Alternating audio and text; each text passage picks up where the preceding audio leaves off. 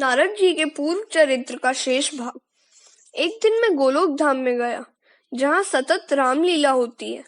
वहां श्री राधा कृष्ण का मुझे दर्शन हुआ। मैं कीर्तन में तन्मय हुआ। श्री कृष्ण कीर्तन में मुझे अति आनंद हुआ। प्रसन्न होकर राधा जी ने मेरे लिए प्रभु से सिफारिश की कि नारद जी को प्रसाद दे। श्री कृष्ण जी ने मुझे प्रसाद दिया। व्यास जी ने पूछा, प्रसाद में प्रभु ने तुम्हें क्या दिया?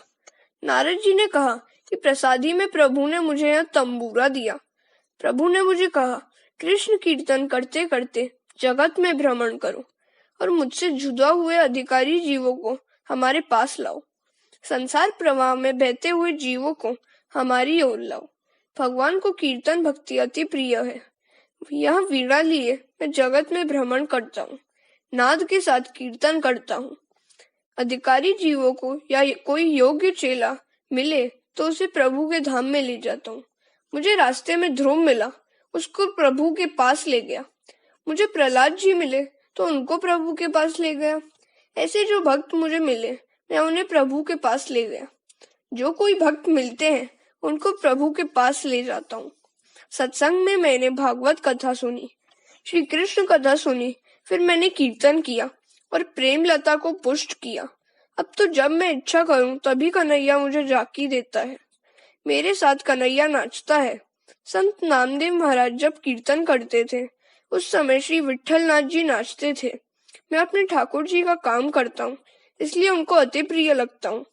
कीर्तन में संसार का भान भूले तो आनंद आए। कीर्तन में तन्मय हुआ मनुष्य संसार को भूलता है। कीर्तन से संसार संबंध छूटता है और प्रभु के साथ संबंध बढ़ता है। संसार का ध्यान छोड़ने का प्रयत्न करो। कीर्तन में आनंद कब आता है? जब जीभ से प्रभु का कीर्तन, मन से उसका चिंतन और दृष्टि से उसके स्वरूप को देखो, तभी आनंद आएगा। कलयुग में नाम कीर्तन करने से पाप जलते हैं, हृदय शुद्ध होता है, परमात्मा हृदय में समाता है, परमात्मा की प्राप्ति होती है। अतः कथा में कीर्तन होना ही चाहिए। कीर्तन बिना कथा परिपूर्ण नहीं होती। कलयुग में स्वरूप सेवा जल्दी नहीं फलती, स्मरण सेवा अर्थात नाम सेवा तुरंत फलती है। हे व्यास जी, इस सब का मूल सत्संग है। सत्संग की बड़ी महिमा है। जो सत्संग करता है वही संत बनता है। श्री कृष्ण कथा से मेरा जीवन सुधरा है। श्री कृष्ण कथा सुनकर मुझे सच्चा जीवन मिला है। कथा सुनकर वैराग्य करो और स्वभाव को सुधारो। संयम बढ़ा कर ज्यादा भजन करोगे तो सफलता जरूर मिलेगी। नारद जी व्यास जी से कहते हैं, आप मुझे जो मान देते हैं यह सत्संग का मान है। सत्संग से ही मैं मान के योग्य बनाऊं। भील बालकों के साथ आवारा घूमने वाला मैं सत्संग से ही देवर्षि बना हूँ। नारद जी दासी पुत्र थे। सच्चे साधु संत की सेवा से उनका जीवन सुधरा। संत स्वयं तीर्थ रूप है। संत जंगम तीर्थ है। पारसमणि लोहे को सोना बनाता है, फिर भी लोहे को अपना जैसा नहीं बनाता। परंतु सब संत अपने संसर्ग में आए हुओं को अपने जैसा बनाते हैं। संत करे आयु समाना। मनुष्य देव होने के लिए बनाया गया है। मनुष्य को देव होने के लिए 4 गुणों की आवश्यकता है: संयम, सदाचार, स्नेह और सेवा। ये 4 गुण सत्संग बिना नहीं आते हैं। सत्संग का फल भागवत में बताया गया है। सत्संग से नारद जी दासी पुत्र से देवर्षि हुए हैं। मनुष्य माया का दास बना है। सत्संग से वह इससे छुटकारा पा सकता है। सच्ची भक्ति का रंग लगता है, फिर इसे प्रभु बिना चैन नहीं मिलता। नारद जी का यह चरित्र भागवत का बीजारोपण है।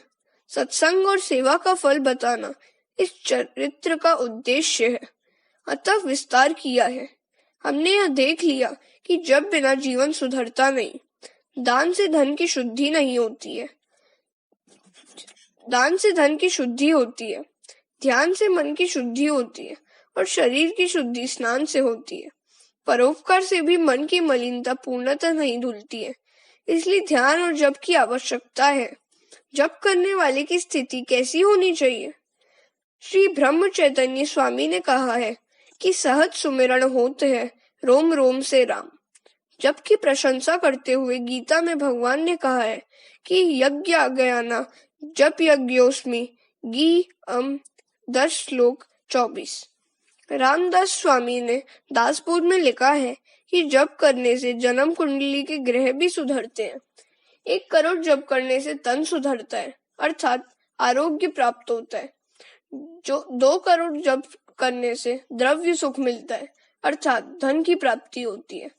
3 करोड़ जप करने से पराक्रम सिद्ध होता है, यश कीर्ति मिलती है। 4 करोड़ जप करने से सुख की प्राप्ति होती है। 5 करोड़ जप करने से ज्ञान की प्राप्ति होती है। 6 करोड़ जप करने से अंदर के शत्रुओं का विनाश होता है। 7 करोड़ जप करने से स्त्री को सौभाग्य सुख मिलता है। स्त्री को पति सुख और पुरुष को पत्नी सुख मिलता है।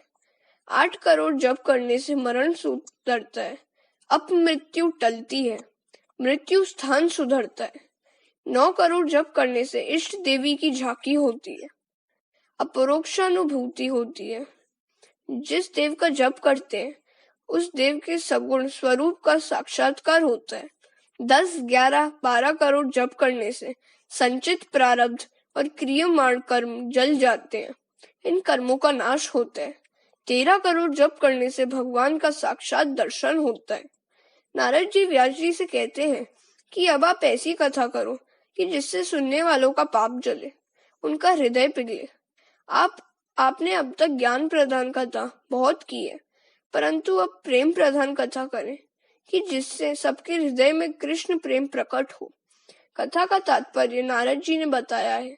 कथा सुनने से प्रभु के प्रति प्रेम जागे और संसार के विषयों के प्रति विराग जागे तो कथा सुनी कहलाए।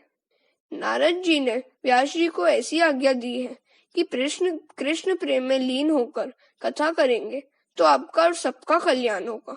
व्यास जी ने कहा कि आप मुझे ऐसी कथा सुनाए। नारद जी कहते हैं, आप ज्ञानी हैं, आप अपने स्वरूप भूले तो नहीं है। आप समाधि में बैठिए और समाधि में जो दिखे वही लिखिए। बहिर्मुख इंद्रियों के अंतर्मुख करने में से समाधि ईश्वर के समीप पहुंचती है। ईश्वर के साथ एक होना समाधि है। ईश्वर में लीन होना ही समाधि है। नारद जी जब तक न मिले नारायण का दर्शन होता नहीं है। संसार में आने के बाद यह जीव अपने स्वरूप को भूलता है। कोई संत कृपा करे तब जीव को अपने स्वरूप का भान कराते हैं। व्यास नारायण को भी नारद की जरूरत पड़ी थी। इसके बाद नारद जी ब्रह्मलोक में सिधार गए। व्यास जी ने प्राणायाम से दृष्टि अंतर्मुख की। वहां हृदय गुफा में बाल कृष्ण के दर्शन हुए।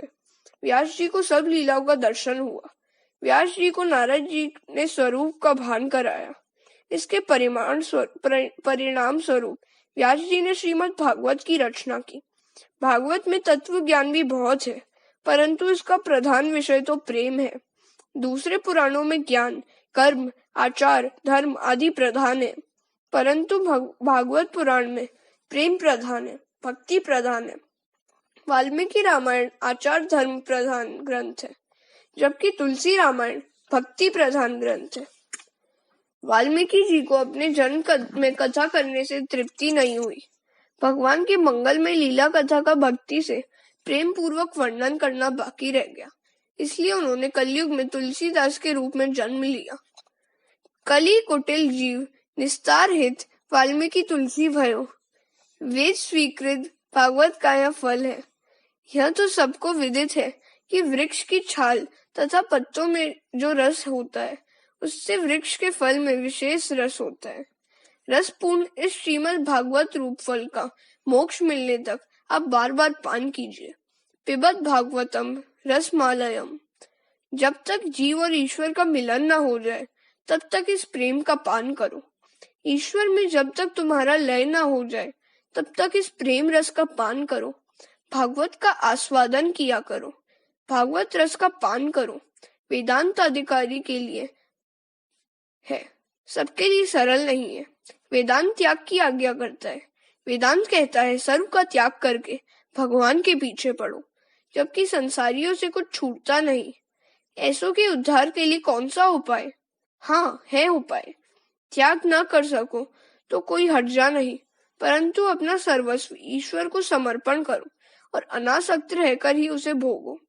व्यास जी ने ब्रह्म सूत्र बनाया, योग दर्शन पर भाष्य रचा, परंतु उनको लगा कि कलयुग के मानव भोग परायण होंगे और उसी कारण उनसे इस योग में प्रवृत्ति न हो सकी। उनके लिए करुणा करके यह भागवत शास्त्र रचा। परीक्षित को निमित्त बनाकर संसार में फंसे लोगों के लिए व्यास जी ने यह भागवत की कथा की है। भागवत खासकर संसारियों के लिए है। हरे कृष्ण।